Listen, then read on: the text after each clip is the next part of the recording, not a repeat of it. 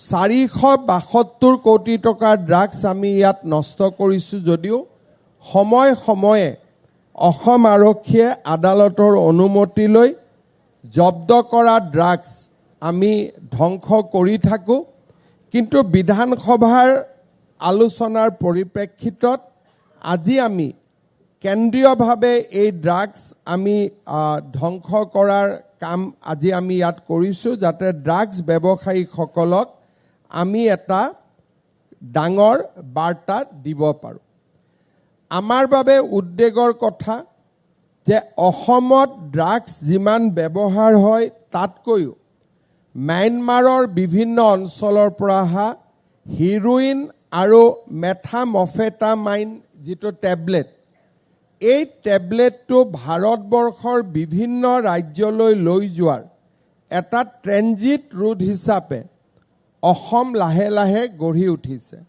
ম্যানমাৰৰ পৰা এই ড্ৰাগছ মণিপুৰলৈকে আহে, মিজোৰামলৈকে আহে, মণিপুৰ মিজোৰামৰ পৰা অসমলৈ আহে, অসমৰ পৰা পশ্চিমবংগ আৰু তাৰ পিছত দেশৰ অন্যান্য অঞ্চললৈকে এই ড্ৰাগছ বিক্ৰীৰ বাবে লৈ যোৱা হয়।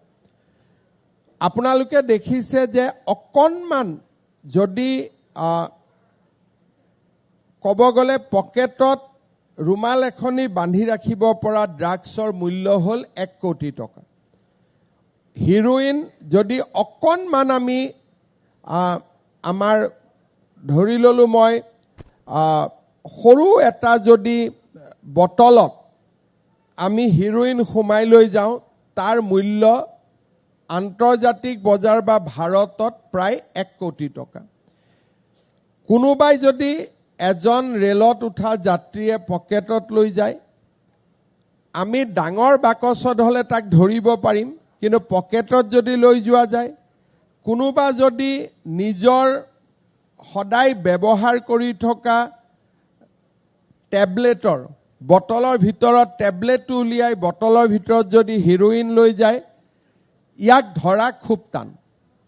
আৰু ড্ৰাগছ ব্যৱসায়ীসকলৰ ওপৰত যেতিয়া অসম আৰক্ষীয়ে যথেষ্ট প্ৰেছাৰ আৰম্ভ কৰে, তেতিয়া সৰু সৰু মহিলা শিশুৰ পকেটত বা বেগত সৰু সৰু বটল বা সৰু সৰু টেমা দি দিয়ে, আৰু 10জন যদি একেলগে দুটা ফেমিলি ৰেলত একেলগে ভ্ৰমণ কৰে, তাৰমানে 10 কোটি টকাৰ ড্ৰাগছ ইয়াৰ পৰা ওলাই গুচি গ'ল।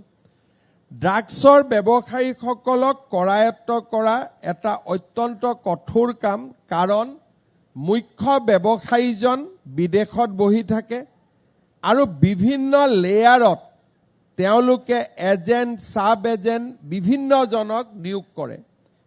কিন্তু যি নহওক, আমি এটা কথা নিশ্চিত যে মণিপুৰ, মিজোৰাম, অসম চৰকাৰ, পশ্চিমবংগ চৰকাৰ, আমি যদি নিৰন্তৰভাৱে ড্ৰাগছৰ বেপাৰীসকলৰ বিৰুদ্ধে আমি যুঁজি থাকোঁ আৰু দৃষ্টান্তমূলক যদি শাস্তি আমি দিব পাৰোঁ, তেনেহ'লে আমি নিশ্চিতভাৱে অসমক এই ট্ৰেনজিট ৰুট হিচাপে ব্যৱহাৰ কৰাৰ যিটো প্ৰথা, তাক আমি বন্ধ কৰিব পাৰিম।